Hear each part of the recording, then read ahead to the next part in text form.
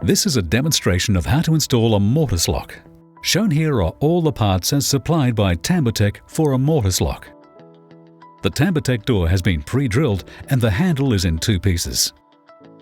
Screw fix the handles and backplate to the Tambour door.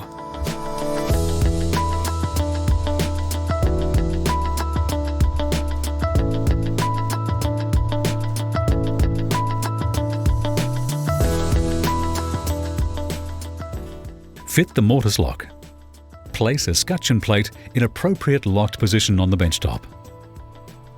Move the Tambour door down while positioning the plate to the claws of the lock. When the final position is established, mark the outline of a escutcheon plate on the benchtop. Recess the outline of the escutcheon plate to the correct depth. Screw fix the escutcheon plate. Test lock operation. The installation is complete.